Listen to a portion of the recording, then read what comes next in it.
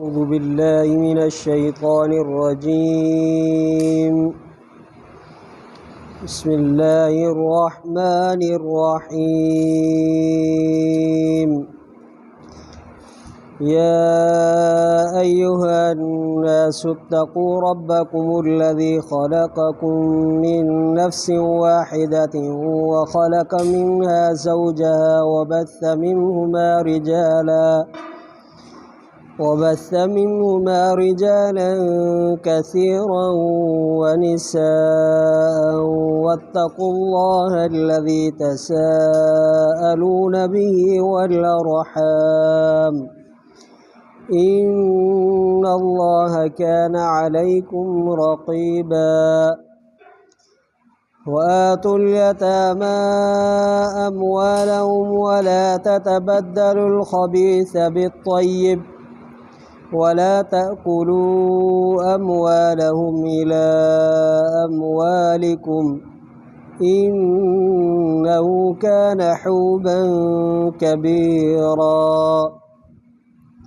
وإن خفتم ألا تقسطوا في اليتامى فانكحوا ما طاب لكم من النساء مثنى وثلاث ورباع فإن خفتم ألا تعدلوا فواحدة أو ما ملكت أيمانكم ذلك أدنى ألا تعولوا. صدق الله العظيم.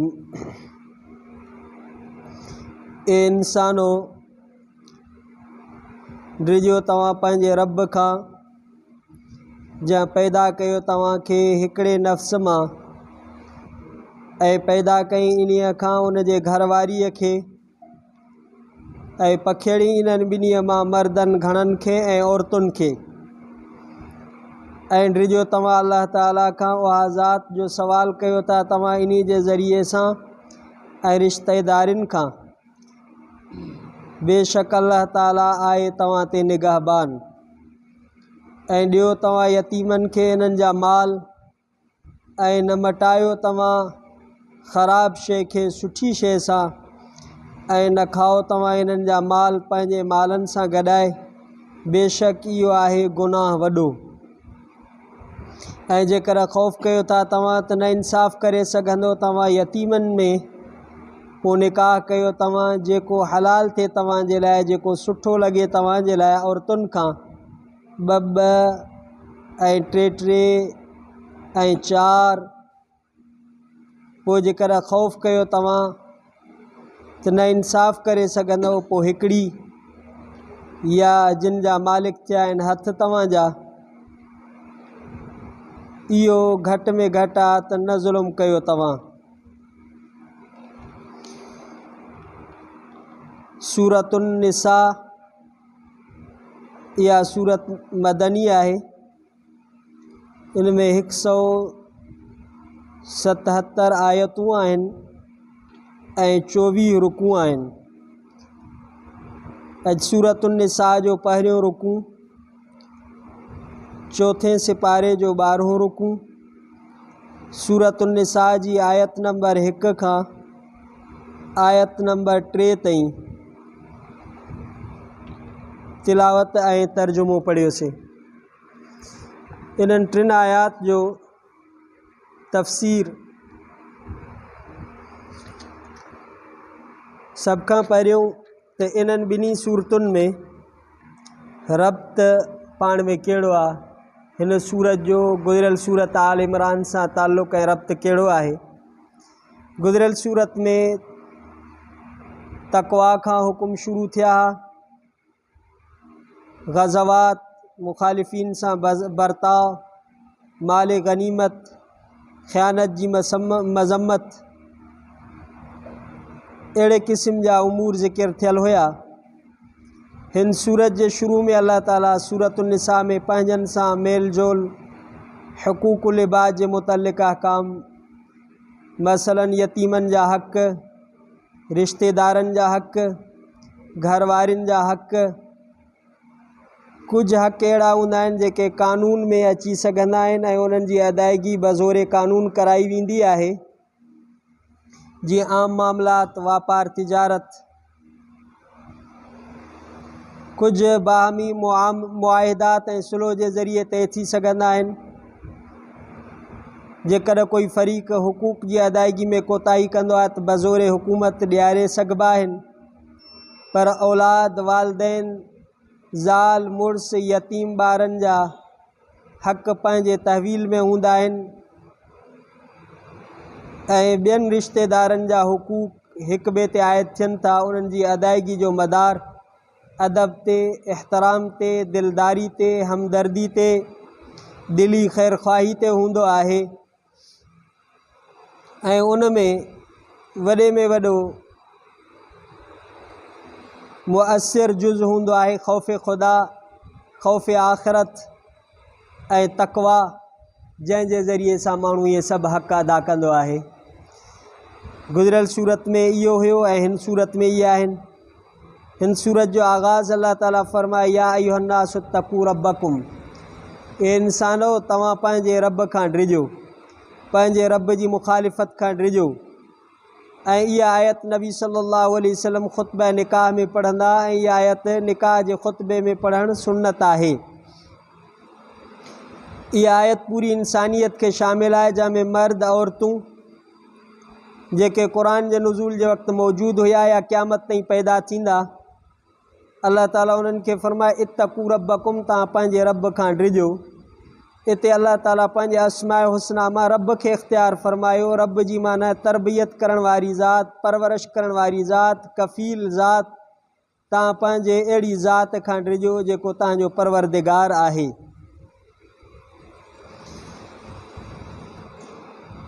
जंहिं ज़ात सभु इंसाननि खे हज़रत आदम अलैहिस्सलाम खां पैदा फरमायो। ख़लक़कुम मिन नफ़्सिन वाहिदा, तव्हांखे हिकिड़े ई नफ़्स खां पैदा कई, आदम अलैहिस्सलाम खां। उख़ुवत, बिरादरी, रिश्ता, नाता सभु उन्ही खां इंसानियत हली। अल्लज़ी ख़लक़कुम मिन नफ़्सिन वाहिदा व ख़लक़ मिनहा ज़ौजहा व बस्स मिनहुमा रिजालन कसीरा। जंहिं ज़ात तव्हांखे हिकिड़ी इंसान हज़रत आदम अलैहिस्सलाम मां पैदा कयो ऐं उन मां उन जी घरवारी हज़रत बीबी हवा खे पैदा फरमायईं। हज़रत बीबी हवा अल्लाह ताला जे हुकुम सां हज़रत आदम अलैहिस्सलाम जे खबी पासरी मां पैदा थी। हज़रत आदम अलैहिस्सलाम जन्नत में आराम फरमा हुया। अल्लाह ताला पंहिंजे हुकुम सां हज़रत बीबी हवा खे हज़रत आदम अलैहिस्सलाम मां पैदा फरमायो। पोइ वरी पूरी इंसानियत जो सिलसिलो, मर्दनि ऐं औरतुनि जो सिलसिलो हज़रत आदम अलैहिस्सलाम ऐं हज़रत बीबी हवा मां शुरू थियो। अल्लाह ताला फरमायो, तव्हां आहियो हिकिड़े ई इंसान मां पैदा थियल, हाणे रिश्ता, नाता, हिक ॿिए सां शफ़क़त, मुहबत, ख़ैर ख़्वाही, हमदर्दाई जे जज़्बात खे बेदार कयो। मिटी माइटियुनि जे हक़नि खे, यतीमनि ऐं ज़ौजैन जे विच में हुकूक जी अदायगी दिलि सां कयो।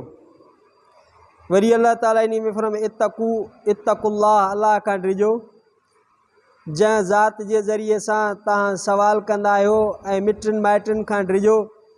माण्हू जॾहिं कंहिंखां पंहिंजे हक़नि जो सवाल कंदो आहे त कसम ॾींदो आहे, अलाह जो कसम अथई, या कंहिंजा पंहिंजे हक़नि खे घुरंदो आहे त पोइ उनखे रिश्ता नाता यादि ॾियारींदो आहे त मां तुंहिंजो हेतिरो रिश्तेदार आहियां। अल्लाह ताला फरमाए उन रब खां तव्हां डिॼो जंहिंजे ज़रिए सां तव्हां पंहिंजे हक़नि जो सवाल था कयो ऐं उन्हनि रिश्तनि नातनि जे कटण खां बचो, जिन जे ज़रिए सां तव्हां हिक ॿिए खां हुकूक जो सवाल कंदा आहियो, रिश्ता नाश्ता हिक ॿिए खे ॿुधाए करे इहे कंदा आहियो।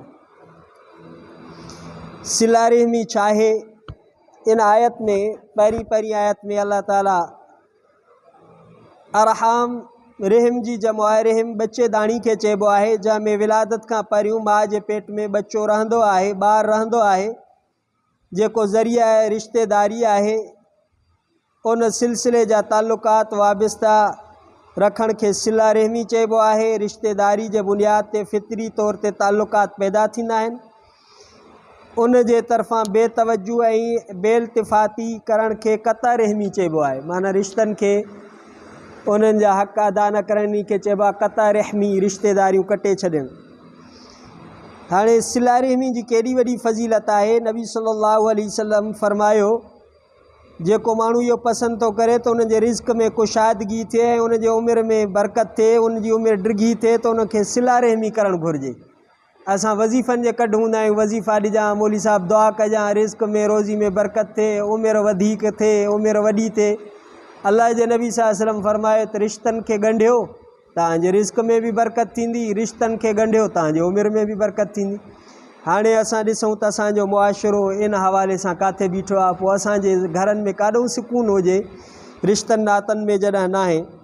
ॿी हदीस पाक में ईंदो आहे, अब्दुल्ला बिन सलाम रज़ी अल्लाह ताला अन्हु फरमाइनि था नबी सल्लल्लाहु अलैहि वसल्लम जॾहिं मदीने में तशरीफ़ फरमा थिया, मां हाज़िर थियुमि त साईं जन जा उहे कलिमात मुबारक जेके सभ खां पहिरियों मुंहिंजे कननि में पिया, उहे साईं जन ही फरमायो, ए इंसानो हिक ॿिए खे कसरत सां सलाम कंदा कयो, अस्सलामु अलैकुम वरहमतुल्लाहि वबरकातुहू। हाणे इहो बि असांजो ॾेठ वेठ ते सलाम आहे, कंहिंखे सुञाणूं त सलाम कयूं, न सुञाणूं त बसि। ऐं अल्लाह जी रज़ा जे लाइ माण्हुनि खे खाधो खाराईंदा कयो। हाणे असांजो बि इहो खाधो खाराइणु कहिड़े खाते में आहे, उहा बि असांखे ख़बर आहे, लालच खां सवाइ ख़ाली कोन्हे को। कंहिंखे असां दावत था कयूं त बि उन सां असांजा सवें कम वाबिस्ता आहिनि, या जेको आहे ॿिए क़िस्म जूं दावतूं थियनि थियूं, उहे कहिड़े क़िस्म जूं आहिनि।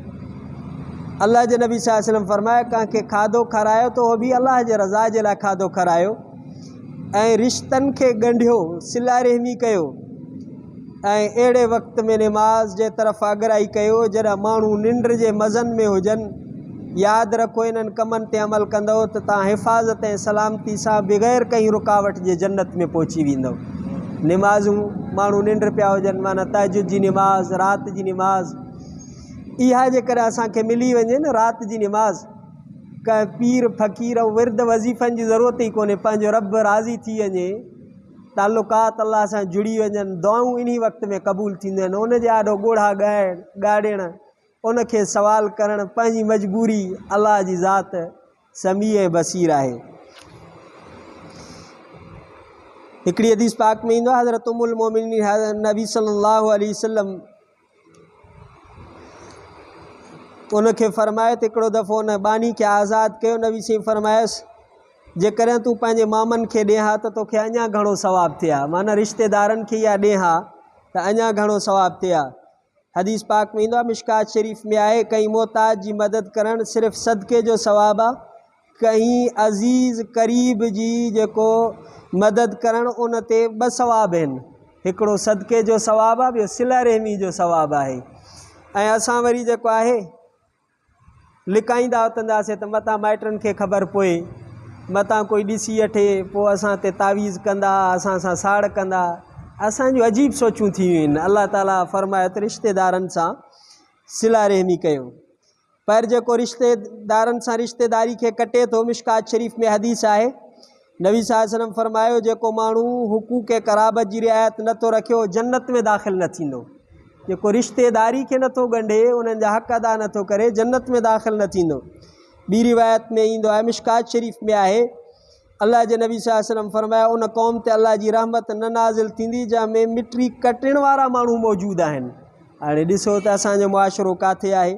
इन अल्लाह कान अलैकुम रक़ीबा, अल्लाह ताला तव्हांजी निगरानी करण वारी ज़ात आहे, तव्हांजे हर अमलनि खे ॾिसे थो। मतां बसि ईअं कॾहिं कॾहिं माण्हू चवंदो आहे रस्मी तौर ते हाणे बाबा हलणो आहे मिड़ई, छा कयूं, ईअं न, अल्लाह साईं फरमायो मुंहिंजी निगरानी आहे, तव्हांजे दिलि ते बि निगरानी आहे, तव्हां कहिड़े नियत सां इहे अमल कयो था। उनखां बाद में अल्लाह ताला फरमाया आतुल यतामा अमवालहुम, यतीमनि खे उन्हनि जा माल ॾियो। यतीम जे लफ़्ज़ जी माना अकेलो ऐं मुनफ़रिद, अहिड़े मोती खे चइबो आहे जेको सिप में अकेलो हुजे, उनखे चइबो आहे दुर्र यतीम।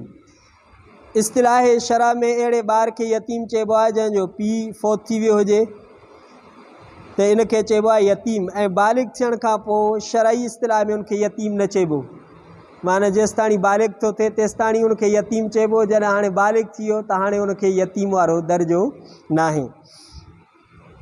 यतीमनि खे जेकॾहिं उन्हनि जो कुझु माल आहे, उन्हनि खे कहीं ॾिनो आहे या उनखे वरसे में मिलियो आहे, त उनजी हिफ़ाज़त उन माण्हू जे ज़िम्मे आहे जेको उन्हनि जो वली आहे।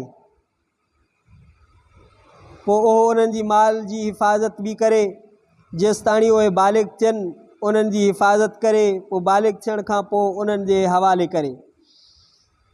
वला ततबद्दलुल ख़बीस बित्तय्यिब, अल्लाह ताला फ़रमायो त सुठी शइ सां ख़राब शइ खे न मिलायो। यतीम जे मामलात में ईअं थींदो हुयो त सुठियूं शयूं पाण खणी वेंदा वली ऐं जेको आहे उन्हनि जूं ख़राब शयूं मटाए करे उन्हनि जे माल में रखी वेंदा हुआ। पोइ अल्लाह ताला फ़रमाए ईअं न कयो। मिसाल तौर ते यतीम जी ॿकरी आहे सगी ताक़तवर, त उहा पंहिंजे माल में रखी छॾी, हुन जे माल में वरी कमज़ोर रखी छॾी। सचा ऐं सही पैसा पंहिंजे माल में रखी छॾिया, खोटा ऐं कूड़ा पैसा हुन जे माल में रखी छॾिया। अल्लाह ताला फ़रमायो त ईअं न कयो, सुठी शइ खे ख़राब शइ सां यतीमनि जे मालनि में ईअं न कयो। वला ताकुलू अमवालहुम इला अमवालिकुम, इन्हनि जा माल पंहिंजे मालनि सां बि खाई न वञो नाजाइज़ तौर ते। हाणे पंहिंजा माल मिलाए सिलाए रखियो ऐं बिना हिसाब किताब जे यतीमनि जा माल खाईंदा फॿाईंदा, जो बाबा गॾियल माल हुयो हाणे छा कयूं। अल्लाह ताला फ़रमायो त ईअं बि न कयो, उन्हनि जो बाक़ाइदा हिसाब किताब अलाइदा तौर ते रखो। जेकर गॾियल आहे त बि हिसाब किताब सां उन्हनि जो रखो, माल जी हिफ़ाज़त कयो। ईअं न कयो जो मिलाए सिलाए रखो। ला ताकुलू, इन्हनि जा नाजाइज़ तौर सां माल न खाओ। इन्नहु कान हुबन कबीरा, इहो वॾो गुनाह अथव। उन खां बाद में आख़िरी जेका आयत आहे उहा बि यतीम छोकिरियुनि जे बारे में नाज़िल थी आहे। उन्हनि जे मुतालिक़ इहा आख़िरी आयत जो मुख़्तसर तफ़सीर पढ़ी पोइ इजाज़त था वठूं। अल्लाह ताला फ़रमाए जेकॾहिं तव्हां ख़ौफ़ कयो था इन्हनि यतीम छोकिरियुनि जे बारे में त इंसाफ़ न करे सघंदो, पोइ तव्हांखे जेके वणनि तव्हां उतां शादी कयो, 2 कयो, 3 कयो, 4 कयो। पर जेकॾहिं तव्हां इन्हनि में इंसाफ़ न करे सघंदो पोइ तव्हां हिकिड़ी कयो। जेकर अञा इहा बि सघ नथो त पोइ जेके बानियूं आहिनि उन्हनि सां कयो, पर ज़ुल्म ऐं ज़्यादती न कयो, हिकिड़े तरफ़ झुका न रखो। हाणे इन आयत जो मुख़्तसर तफ़सीर पढ़ी पोइ इजाज़त था वठूं।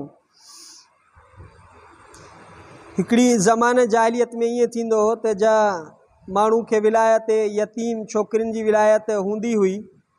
उहा छोकिरी जेकॾहिं शक्ल सूरत में सुहिणी हूंदी या उनजी मिल्कियत हूंदी, कोई माल जायदाद वग़ैरह हूंदी, त उनजो जेको वली आहे उहो ईअं कंदो हो त पाण उन सां निकाह करे छॾींदो हो या पंहिंजे औलाद जे लाइ उनजो रिश्तो वठी छॾींदो हो, छो त शक्ल में बि सुहिणी आहे। हाणे इन जी जेको मिल्कियत जो हिसो आहे उहो बि असांजे घर में ईंदो। पोइ इहा ईअं कंदा हुया। ऐं पोइ उन में छा कंदा त महर मर्ज़ी सां मुक़ररु कनि। महर थोरो ॿाहिरों त वठणी पए त पोइ वरी हुते महर इलाही ॾियणो पए।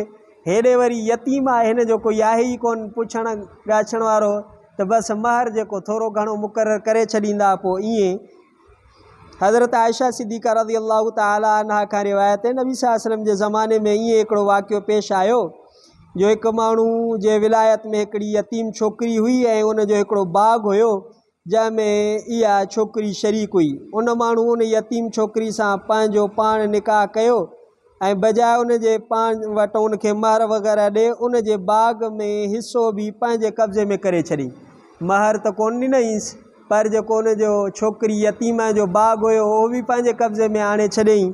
पोइ अल्लाह ताला फ़रमायो त इन्हनि जा व इन ख़िफ़्तुम अल्ला तुक़्सितू फ़िल यतामा फ़नकिहू मा ताब लकुम, जेकॾहिं तव्हांखे इहो ख़ौफ़ आहे त यतीम छोकिरियुनि सां तव्हां इंसाफ़ न करे सघंदव, पोइ जिथे तव्हांजो निकाह करणु रिश्तो जाइज़ हुजे था उते तव्हां कयो। त इहो आहे।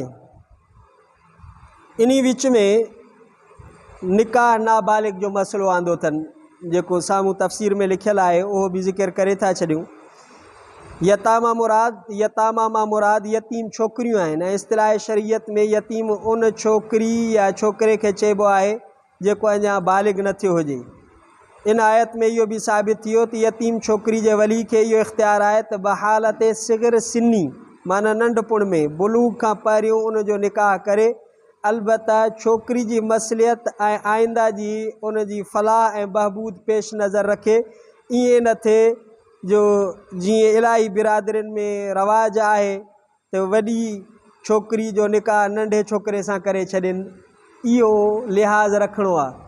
इलाही सारियूं बिरादरियूं आहिनि जिते बसि वॾे नंढे जो उमिरि जो कोई ख़्यालु न रखंदा आहिनि। छोकिरी वॾी हूंदी आहे, छोकिरो नंढो हूंदो आहे, बसि बाबा असांजो रवाजु आहे। तव्हांजे रवाज जी शरीयत त पाबंद न आहे न, अल्लाह अल्लाह जो कानून त पाबंद न आहिनि। ऐं औरत उमिरि जो तनासुब न ॾिठो वेंदो आहे या छोकिरे जा हालात ऐं आदात जो जाइज़ो न वरितो वेंदो आहे, ईअं ई बसि निकाह करे छॾींदा आहिनि, हालांकि ईअं करणु सही न आहे।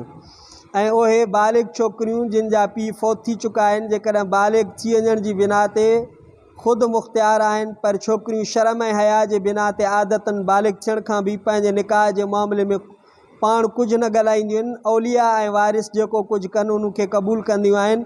इन जे लाइ उन्हनि जे वलियनि ते बि लाज़िम आहे त उन्हनि जे हक़ तलफ़ी न कनि, माना उन्हनि खे अहिड़ी जाते न ॾेई छॾनि जाते उन्हनि जी ज़िंदगी वीचारी जीअण जंजाल हुजे, बसि असां करे छॾियो आहे त करे छॾियो आहे, न उन जे जेको आहे घर जे लाइ को सोचींदा आहिनि, न उन जे ज़िंदगी जे लाइ सोचींदा आहिनि।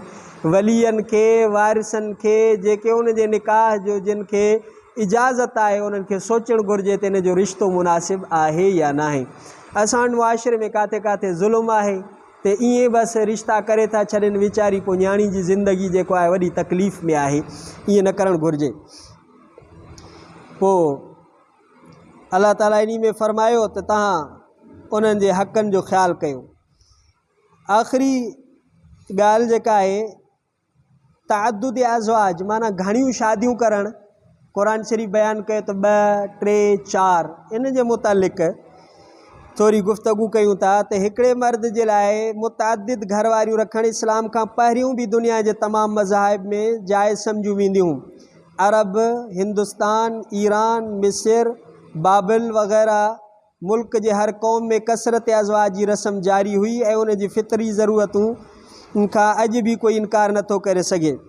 दौरे हाज़िर में यूरोप पंहिंजे मुतक़द्दिमीन जे ख़िलाफ़ तअद्दुद अज़वाज खे नाजाइज़ करण जी कोशिशि कई आहे। उन जो नतीजो बेनिकाही जी सूरत में ज़ाहिर थियो आहे। मिस्टर डेवनपोर्ट हिकु मशहूर ईसाई फाज़िल आहे। उन तअद्दुद अज़वाज जी हिमायत में इंजील जूं इलाही सारियूं आयतूं नक़ुल करे इहो लिखियो, तअद्दुद अज़वाज सिर्फ़ु पसंदीदा न बल्कि ख़ुदा उन में ख़ासि बरकत ॾिनी आहे। इहो ईसाई जेको आहे पंहिंजे किताब में इंजील जो आयतूं लिखी करे उन इहो लिखियो आहे। अहिड़ी तरह हिकिड़ो पादरी निक्सन जॉन मिल्टन अज़बक टेलर पंहिंजे अल्फाज़ में उनजी ताईद कई आहे ऐं वेदक तालीम ग़ैर महदूद तअद्दुद अज़वाज खे जाइज़ रखे थो।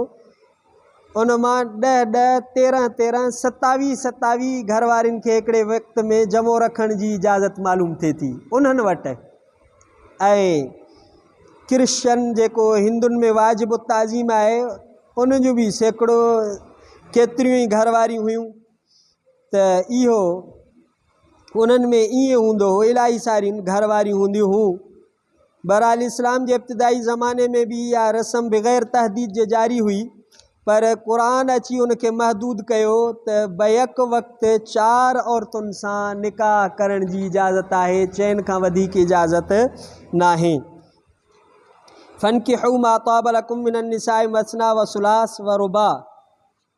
इन जे लाइ नबी सल्लल्लाहु अलैहि वसल्लम इन क़ुरानी तख़सीस पाबंदी खे वधीक वाज़े करे छॾियो। इन आयत जे नुज़ूल खां पोइ हिकिड़ो माण्हू गैलान बिन असलम सकफ़ी मुसलमान थियो।